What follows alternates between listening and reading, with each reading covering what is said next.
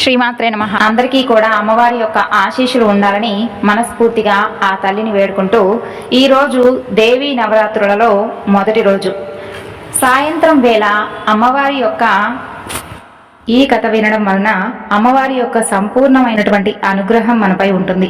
కాబట్టి భక్తి శ్రద్ధలతో ఈ కథను వినండి. వాల్మీకి రామాయణం బాలకాండలో శ్రీరాముడి యొక్క పావన స్పర్శతో గంగానది పులకించిపోయింది. రామ లక్ష్మణులు యాగ సంరక్షణ విశ్వామిత్రులతో కలిసి అయోధ్య నుండి వెళుతూ ఉన్నప్పుడు గంగా తీరాన్ని నివాస యోగ్యంగా చేసుకుని విశ్రమించారు. ఆ పుణ్యనదిని చూసి శ్రీరాముడు ప్రసన్న చిత్తలవుతారు. అప్పుడే విశ్వామిత్ర మహర్షితో శ్రీరామచంద్రమూర్తి గంగ గురించి అడిగాడు. ఓ మహానుభావ, స్వర్గ మర్త్య పాతాళ లోకాలలో ప్రవహించేటటువంటి గంగా వృత్తాంతాన్ని వినాలని నాకు అనిపిస్తుంది.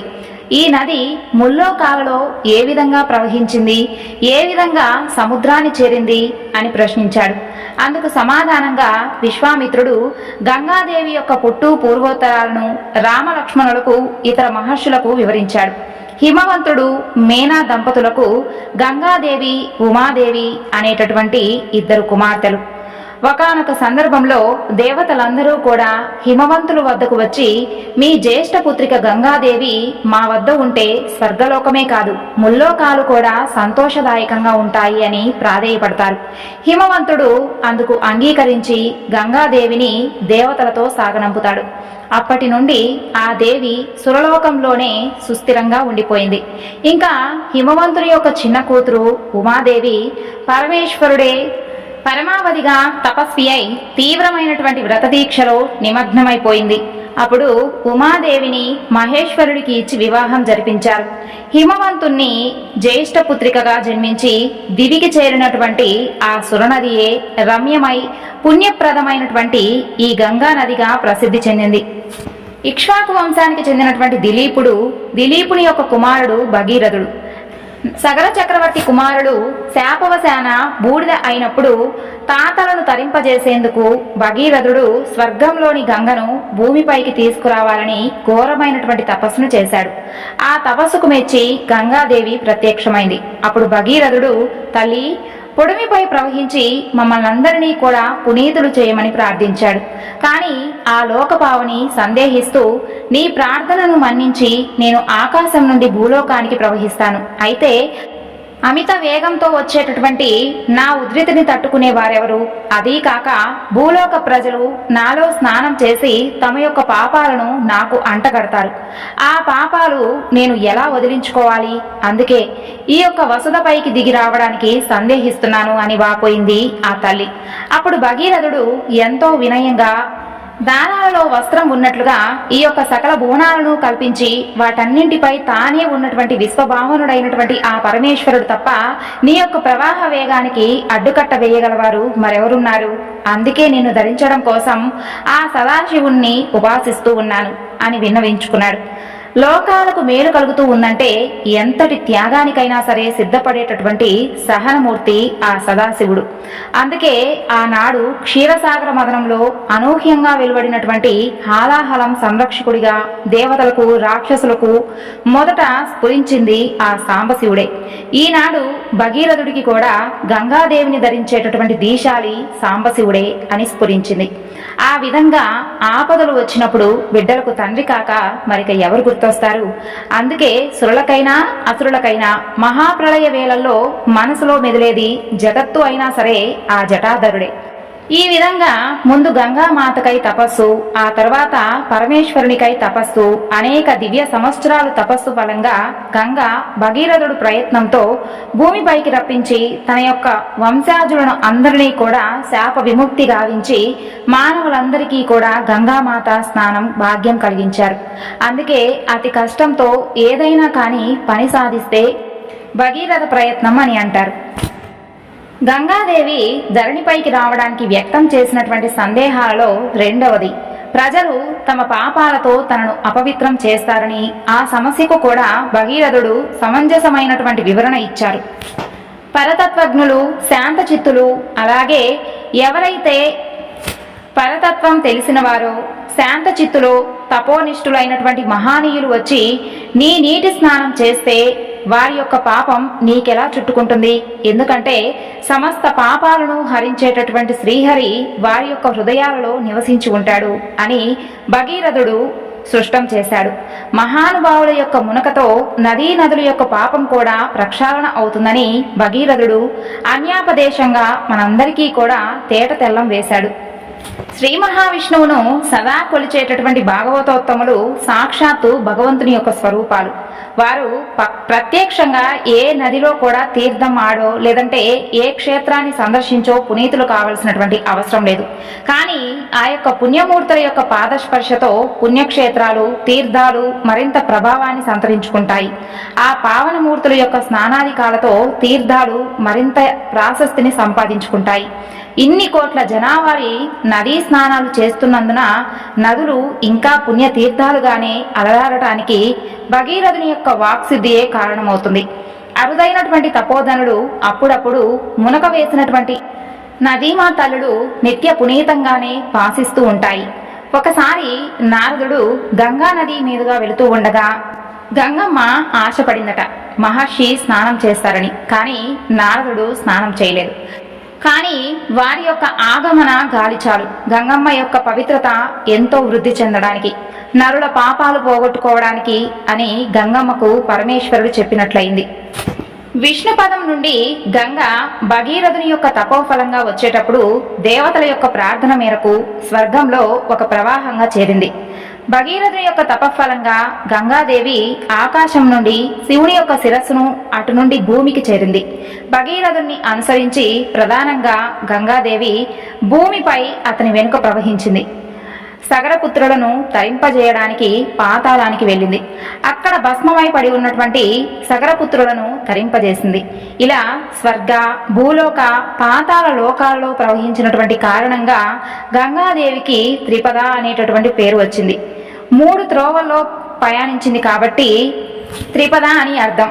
స్వర్గంలో మందాకినిగా, భూమి యందు భాగీరథిగా, పాతాళంలో భోగవతిగా గంగాదేవికి పేర్లు ఉన్నాయి. గంగ గురించి, గంగావతరణం గురించి ఆసక్తికరమైనటువంటి పురాణ గాథలు ఎన్నో ఉన్నాయి. భాగవతంలోను, బృహద్ధర్మ పురాణంలోను, దేవి భాగవతంలోను, కాశీఖండంలోను గంగ గురించి ఎన్నో గాథలు ఉన్నాయి. గంగా నది యొక్క విశేషం గురించి తెలుసుకుందాం. భూలోకంలో గంగకు భాగీరథి అనే పేరుంది. సూర్యవంశపు రాజైనటువంటి సగరునకు వైదర్భి, శైబ్య అని 2 భార్యలు. శైబ్యకు అసమంజాసుడు అనేటటువంటి కుమారుడు, వైదర్భికి 60,000 మంది కుమారులు కలిగారు. సగరునికి అశ్వమేధ యాగాన్ని భంగం చేయటకై ఇంద్రుడు యాగాశ్వమును పాతాళంలో దాచాడు. అశ్వాన్ని వెతకడానికి వెళ్ళినటువంటి సగరుని యొక్క 60,000 మంది పుత్రులు కపిల మహాముని శాపం చేత భస్మమైపోతారు. వారికి ఉత్తమ గత లభించాలి అంటే దివికి గంగను పాతాళానికి తేవవలసి ఉంది. సగరుడు, అతని కొడుకు అసమంజసుడు తపస్సు చేసినటువంటి ప్రయోజనం కూడా లేకపోయింది. అసమంజసుని కొడుకు అశమంతుడు, అశమంతుని కొడుకు భగీరథుడు. భగీరథుడు తన తాతలకు ఉత్తమ గతులు ప్రాప్తించాలని గంగ కోసం తపస్సు చేశాడు. గంగ ప్రత్యక్షమై నేను భూమికి దిగి రావడానికి సిద్ధంగా ఉన్నాను, కానీ నా దూకుడు భరించగల నాదుడు ఎవరు అని అడిగింది. అందుకు భగీరథుడు శివుని కోసం తపస్సు చేశాడు. అనుగ్రహించినటువంటి పరమేశ్వరుడు దివిజయ అయినటువంటి గంగను భూమికి రాగానే తన తలపై మోపి జటాజూటంలో బంధించాడు. భగీరథుని యొక్క ప్రార్థనతో ఒక పాయను నేలపైకి వదిలాడు.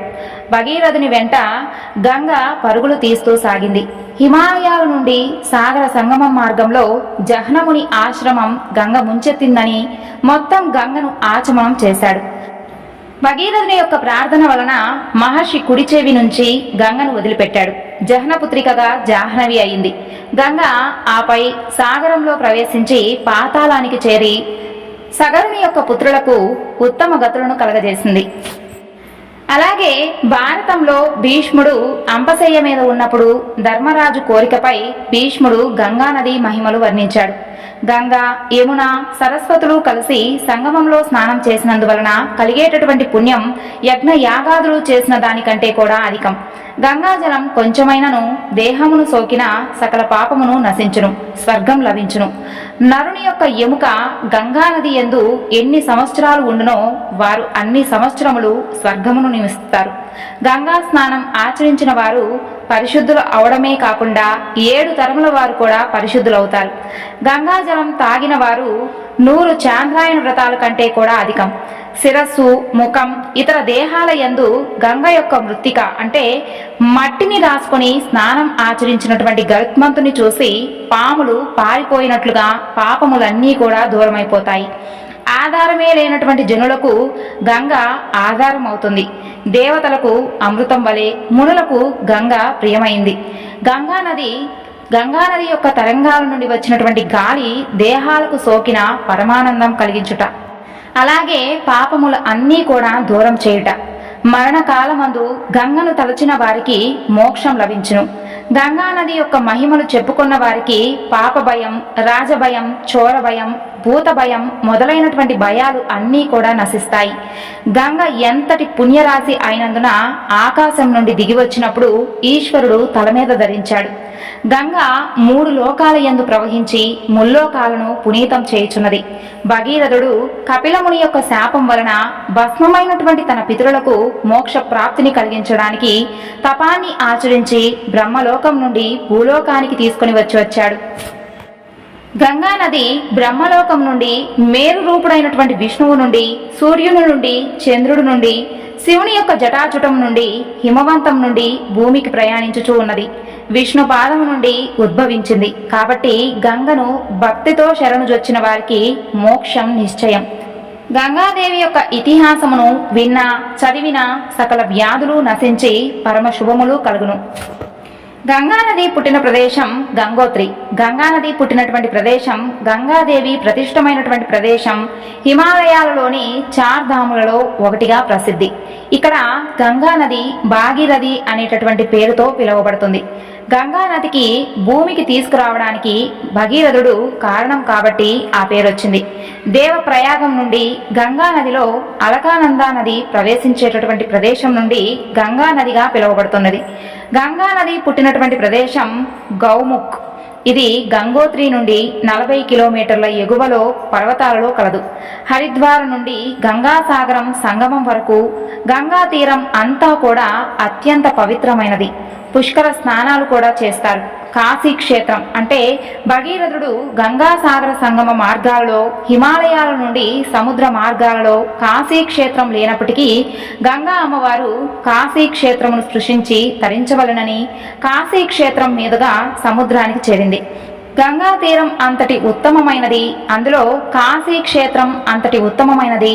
కాశీ క్షేత్రమునందు మణికర్ణికా తీర్థం అత్యుత్తమైనది. సమస్త పాప పుణ్యాలను నశింపజేసేటటువంటి శక్తి కలిగినటువంటి కాశీ క్షేత్రం, గంగానది, మణికర్ణిక ఈ 3 కూడా దేవతలకు దుర్లభం. అనేక జన్మల్లో సంపాదించినటువంటి పుణ్యరాశి కలిగినటువంటి పుణ్యాత్ములు మాత్రమే కాశీ క్షేత్రమును, గంగా స్నానాన్ని పొందుతారు. ఇప్పుడు వాసవీదేవి యొక్క చరిత్ర గురించి తెలుసుకుందాం. ఒక కన్య అగ్నిప్రవేశం చేసి తన యొక్క ప్రాణత్యాగంతో ఆదిశక్తిగా వెలిసినటువంటి శ్రీ కన్యకా పరమేశ్వరిగా ఏ విధంగా అవతరించింది అనే విషయం గురించి తెలుసుకుందాం. దేవతలు లోక కళ్యాణం కోసం అవతారాలు ఎత్తుతూ ఉంటారని మన పురాణాలు చెబుతున్నాయి. ఇంకా భక్తులను అనుగ్రహించడం కోసం అమ్మవారు అనేక రూపాలలో అవతరిస్తుందని చెబుతూ ఉన్నారు. వాటిలో ఒక రూపమే శ్రీ వాసవి కన్యకా పరమేశ్వరి దేవి యొక్క అవతారం. ఈ అవతారానికి ఒక మంచి విశిష్టత ఉంది. పశ్చిమ గోదావరి జిల్లాలో పెనుగొండ గ్రామంలో కుసుమశ్రేష్ఠి, కౌసుంబి అనేటటువంటి దంపతులు ఇద్దరికి పెళ్ళై చాలా ఏళ్లు దాటినా సంతానం కలగలేదు. దీనికి పరిష్కారం కోసం కులగురువు దగ్గరకు వెళ్ళి అడిగారు.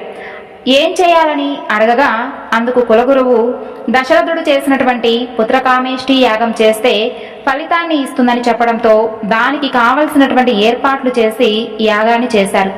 ఆ యొక్క యాగ ఫలానికి మెచ్చి ఆ ఉమామహేశ్వరీదేవి హోమాగ్నిలో ఉద్భవించి 2 ఫలాలను కౌసుంబికి ప్రసాదంగా ఇచ్చి తినమని, నీకు కవల పిల్లల సంతానం కలుగుతుందని చెప్పి అంతర్ధానం అయింది. ఆ ఫలములను తిన్న తర్వాత కొంతకాలానికి 2 పిల్లల జననంతో ఆ దంపతులు పరమేశ్వరికి నమస్కరించి విరూపాక్షుడు, వాసవి కన్యక అని నామకరణం చేసి అల్లారు ముద్దుగా పెంచారు. తను గుణవంతురాలిగా అత్యంత సౌందర్య రాశిగా పెరిగి పెద్దదైంది. విరూపాక్షుడు అన్ని విద్యలలోనూ ఆరితేరినవాడయ్యాడు. ఆ రాజ్యాన్ని పరిపాలిస్తున్నటువంటి విష్ణువర్ధనుడు అనేటటువంటి రాజు తన గ్రామానికి చెందినటువంటి ఈ కన్యకను చూసి మోహితుడై తన మంత్రితో ఆ కన్యను వివాహం ఆడదలుచితిని, ఈ విషయాన్ని ఆమె యొక్క తల్లిదండ్రులకు చెప్పి అనుమతిని తీసుకురమ్మని చెప్పాడు. అతను వెళ్ళి విషయాన్ని తెలిపాడు. వారు అతనికి అతిథి సేవ చేసి, వైశ్య జాతికి చెందినటువంటి మా కుమార్తెను క్షత్రియ వివాహానికి అంగీకరించడం లేదని చెప్పారు. ఎంతో వినయంతో సమాధానం ఇచ్చారు. విషయాన్ని తెలుసుకున్నటువంటి ఆ రాజు కోపోద్రిక్తుడై ఆమెను గంధర్వ వివాహం అయినా సరే చేసుకుంటానని, అందుకు వెనకాడనని మరలా రాయబారానికి పంపగా అది విన్నటువంటి కుసుమశ్రేష్ఠితో సహా ప్రజలందరూ కూడా ఈ విషయంపై అయోమయం చెందారు. కొంతమంది రాజుతో వాసవి వివాహం జరిపించడం కోసం అంగీకరిస్తే, మరికొంతమంది తమ యొక్క సాంప్రదాయం ఆచారాన్ని కాపాడుకోవడానికి ఈ యొక్క వివాహాన్ని అంగీకరించలేదు. ఈలోపే ఆ రాజు తన యొక్క సైన్యంతో వచ్చి వాసవిని ఎత్తుకు వెళ్లాలని, వివాహం చేసుకోవాలని సిద్ధమై ఉన్నాడు. ఆ తరువాత వాసవి తన తల్లిదండ్రులతో ప్రజలందరితో పాటు ఒక నిర్ణయం తీసుకుంది. ఆ సమయంలో ఎవరికి ఏం చేయాలో కూడా పాల్పోక తలొక సూచనలు ఇచ్చారు. మరొక వైపు రాజు ఇక్కడకు వచ్చే సమయం అవుతుంది. అప్పుడే వాసవి ఒక నిర్ణయానికి వచ్చి తండ్రి వైపు చూసి, నాన్నగారు, ఇందుకు ఒక ఉపాయం ఉంది, దానికి మీరు అనుమతి ఇస్తే తప్పకుండా ఆచరిస్తాను అని చెప్పింది. నీకోసం ఏమైనా చేస్తాను, చెప్పమ్మా అని అన్నాడు. మన యొక్క కుల గౌరవం, సాంప్రదాయం, ఆచారాలు కాపాడుకునే దానికోసం నేను అగ్ని ప్రవేశం చేస్తాను అని అన్నది. అతనితో పాటు ప్రజలందరూ కూడా ఆశ్చర్యంతో తన వైపు చూశారు. ఏమిటమ్మా మీరనేది? ఇంత చిన్నదానికి అంత పెద్ద నిర్ణయమా? ఇది మంచిది కాదు. రాజుతో మేమందరం కూడా మాట్లాడతామని, అతను ప్రాధేయపడతామని చెప్పారు. అతను ఎవ్వరి మాట వినడు. అందరినీ కూడా హతమార్చినా సరే తన కోరికను మాత్రం ఎట్టి పరిస్థితుల్లోనూ మార్చుకోలేడు. అలాంటప్పుడు ఎవరేం చేయగలరు? అందుకని ఈ నిర్ణయానికి వచ్చి చెప్పాను అని అనగానే అతను దిగులు పడ్డాడు. అది గమనించినటువంటి వాసవి, నాన్నగారు ఎందుకు దిగులు పడతారు? అంతా కూడా మంచి జరుగుతుంది కాబట్టి మనం దిగులు పడవలసినటువంటి పని లేదు. అదీ కాక జ్యోతిష్యులు ఆనాడే నాకు కన్యక అని మరొక పేరు కూడా పెట్టారుగా. అంబికా అంశ అయినటువంటి నేను మానవ మాతృలను వివాహం చేయకూడదు. కన్య అయినటువంటి నేను అగ్ని ప్రవేశం చేయడంలో నాకేమీ కూడా అభ్యంతరం లేదు. నాకేమీ కాదు, చింతించకండి అని తన యొక్క తండ్రికి పరమేశ్వరిలా దర్శనమిచ్చింది. రానున్నటువంటి భవిష్యత్తులో జరగబోయేటటువంటి దృశ్యాలను కుసుమశ్రేష్ఠికి చూపించింది. అప్పుడు తన తండ్రితో పాటు పెనుగొండ ప్రజలందరూ కూడా ఆశ్చర్యం చెంది నమస్కరించారు. ఆ తరువాత వారికి తన యొక్క అగ్ని ప్రవేశం, రాజు మరణం, విష్ణువు యొక్క అంశ అయినటువంటి విరూపాక్షుడు పెనుగొండ రాజ్య పట్టాభిషేకుడవడం, ఇలాంటి దృశ్యాలు అన్నీ కూడా చూపించింది. అది చూసినటువంటి కుసుమశ్రేష్ఠి ప్రజలు అందరూ కూడా ఆశ్చర్యపోయారు. అమ్మా, మీ దర్శనంతో మేమందరం కూడా ధన్యులమయ్యాము, మా జీవితాలు చరితార్థమైనవి అని మరలా నమస్కరించారు. అమ్మా, మీతో పాటే మేము కూడా అగ్ని ప్రవేశం చేయాలి అని అనుకుంటున్నాము, ఇందుకు మీరు కాదు అని అనద్దు అని ప్రాధేయపడ్డారు. విష్ణువర్ధనుడు ఊరిలోకి వస్తుండడం సమాచారం తెలుసుకోగానే రాజుకిచ్చి పెళ్లి చేయాలని అని చెప్పిన వారు భయపడి ఊరొదిలి పారిపోయారు. మిగతా వారు అగ్ని ప్రవేశానికి ఏర్పాట్లు చేస్తూ ఉన్నారు. నాన్నగారు, అందరూ ఒకేసారి అగ్ని ప్రవేశం చేయరాదు, ఒక్కో కుటుంబం వారు ఒక్కొక్కరుగా చేస్తే చాలు అని చెప్పింది. అప్పుడు 102 కుటుంబాల వారు ముందుకు వచ్చి అమ్మవారిని నమస్కరించి అగ్ని ప్రవేశం చేశారు. చివరగా వాసవీదేవి తల్లిదండ్రులను అగ్నిగుండానికి 3 ప్రదక్షిణలు చేయించి అగ్నిగుండంలో దూకింది. అంత మాత్రానే జ్వాలలు ఉవ్వెత్తున ఎగసి శాంతించింది. అప్పుడు పరాశక్తి యొక్క విశ్వరూపం దాల్చి, ఈనాటి నుండి మీ కులదైవంగా ఉండి నిరంతరం మిమ్మల్ని కాపాడుతాను, నన్ను ఆరాధించి పూజించే వారికి అష్టైశ్వర్యాలు, ఆరోగ్యాన్ని పొందుతారు, అదీ కాక నన్ను కాపాడడం కోసం అగ్నికి ఆహుతైనటువంటి 102 గోత్రాల వారు మోక్ష ప్రాప్తి పొందుతారు అని చెప్పింది.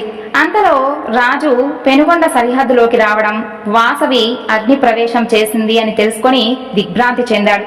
అప్పుడు కాళికాదేవి ప్రత్యక్షమై తన ఖడ్గంతో ఆ రాజును సంహరించింది. తన తండ్రి మరణం తెలుసుకొని అక్కడకు వచ్చినటువంటి రాజరాజ నరేంద్రుడు కృంగిపోయాడు. తగనటువంటి కోరిక వలన తన తండ్రి ఆ అంబికా చేతిలో సంహరించబడ్డాడని తెలుసుకుని పెనుగొండకు వెళ్లి విరూపాక్షుని కలిసి క్షమాభిక్ష పెట్టమని ప్రార్థించి విరూపాక్షకుడిని పెనుగొండకు రాజుగా పట్టాభిషేకం చేశాడు.